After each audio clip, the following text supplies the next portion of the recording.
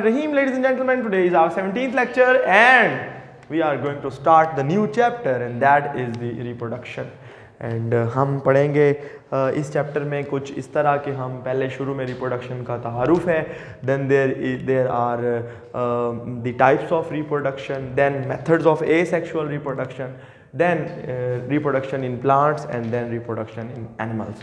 तो इस तरीके से ये चैप्टर चलेगा, but we will discuss it later on. अभी हम जो स्टार्ट करते हैं अपने ओरिजिनल प्राइम टॉपिक से, दैट इज़ द रिप्रोडक्ट. बेटा नाम से जाहिर है, री मतलब दोबारा, प्रोडक्शन मतलब बनाना, प्रोड्यूस होना. सही है, अपने जैसे नए जानदार पैदा करना.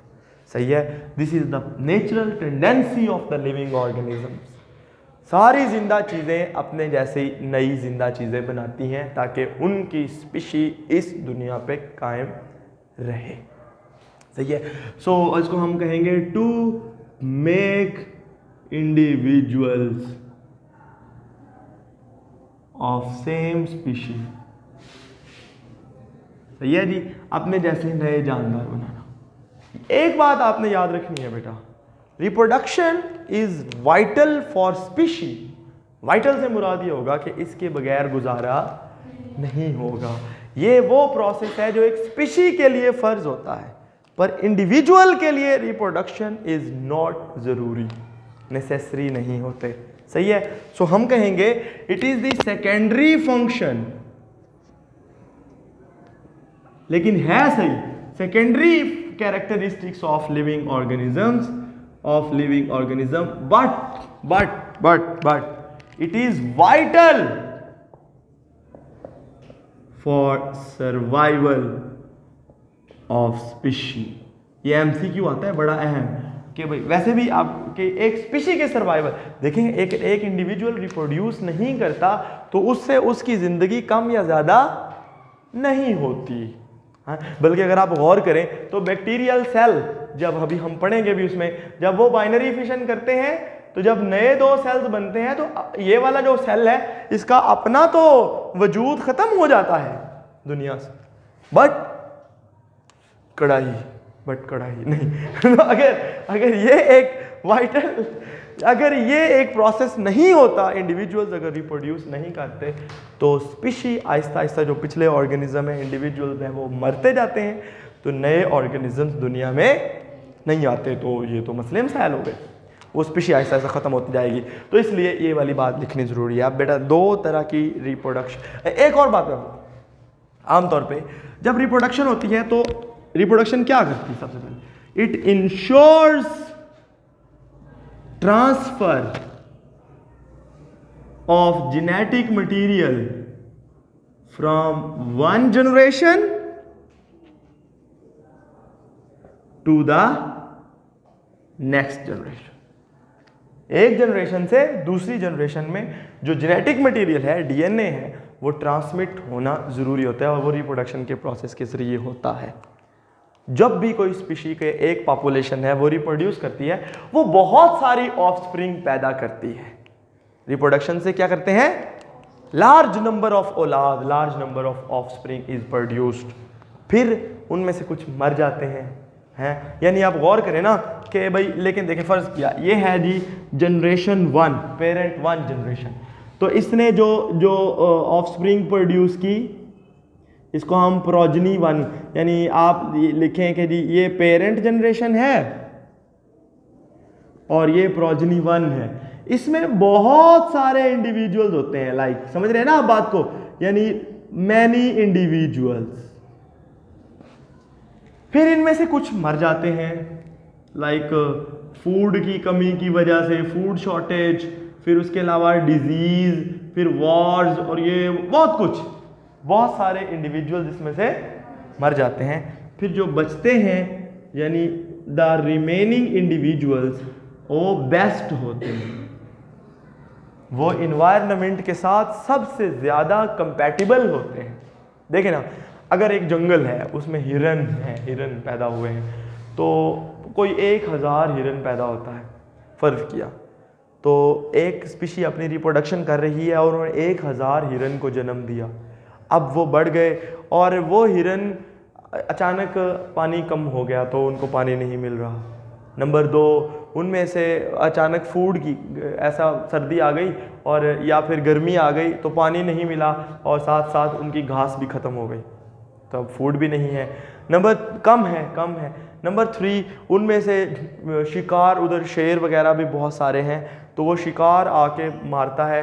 तो मुझे एक बात बताएं, क्या वही हिरन नहीं बचेंगे जो बेस्ट भागने में होंगे, जो बग़ैर खाने के ज़्यादा लंबे अरसे तक गुजारा कर सकेंगे, जो डिजीज़ बीमारी के साथ ज़्यादा लड़ सकेंगे, और जिनको पानी ना भी मिले या कम मिले तो उसमें भी गुजारा जिनका हो जाए वो, या जो दूर दराज के इलाकों तक भाग के जाके वहाँ से पानी पी के आ जाए, उन्हीं को बेस्ट इंडिविजुअल्स कहते हैं ना।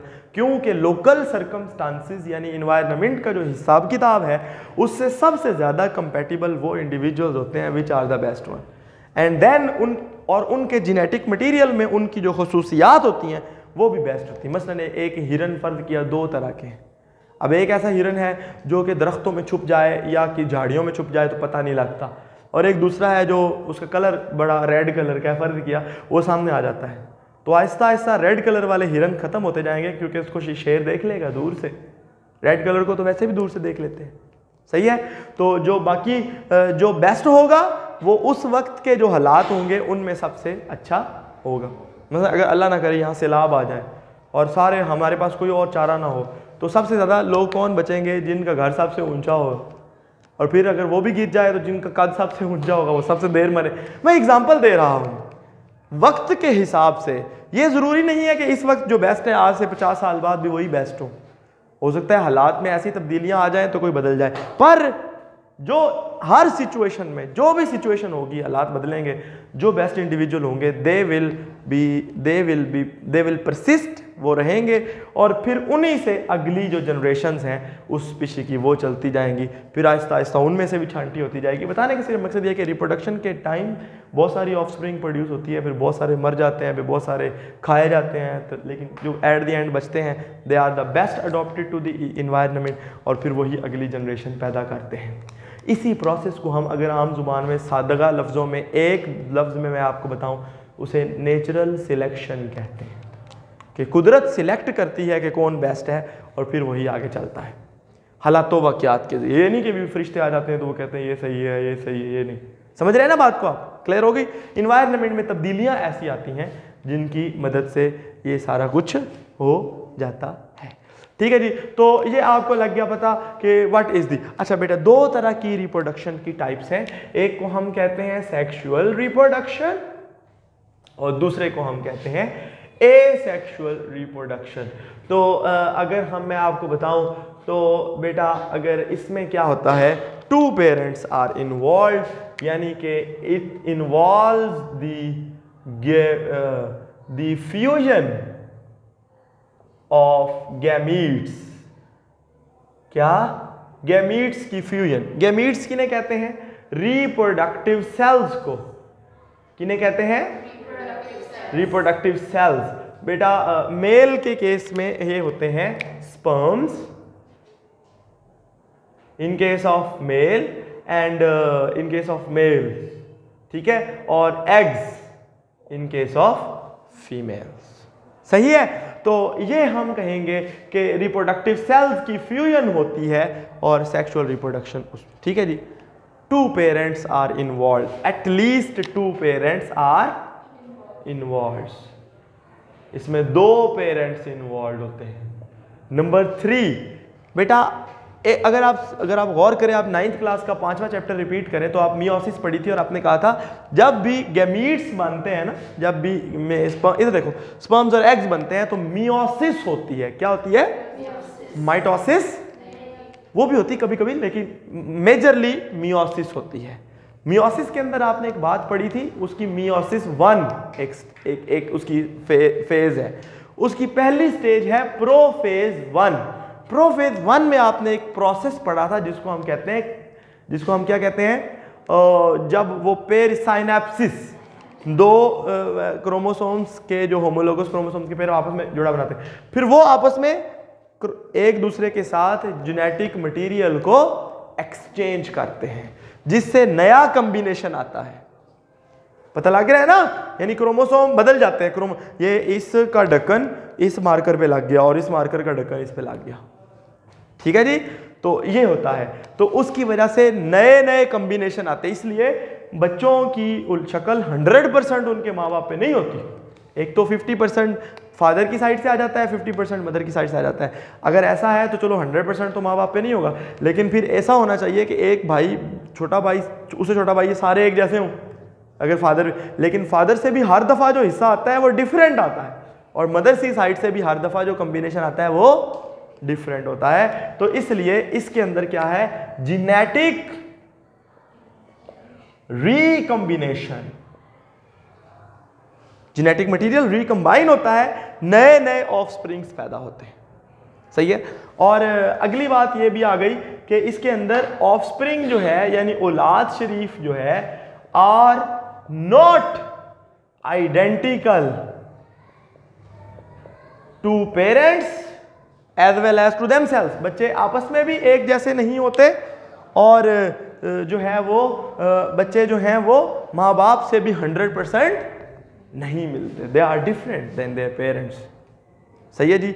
ये वाली सारी सूरतें हैं। और अगली बात बताऊं तो जो सेक्सुअल रिप्रोडक्शन है वो, उसमें अगर हम गौर करें तो खैर इसको छोड़ दें। अच्छा जी, एसेक्सुअल रिप्रोडक्शन की हम बात करें तो एसेक्सुअल रिप्रोडक्शन में वन पेरेंट यानी no fusion of the gametes, male sperms और एग्स नहीं मिलते, तो it's like single parent is involve. सारे के सारे एक जैसे होते हैं, सारे बैक्टीरिया अगर एक स्पीशी के हैं वो एक जैसे होंगे। सही है। तो no genetic recombination and then offspring 100% are identical to their parents as well as to themselves। और इसके बहुत सारे प्रोसेस हैं जिनमें से पहला जो है that is the binary fission. इसके बारे में अभी हम पढ़ेंगे।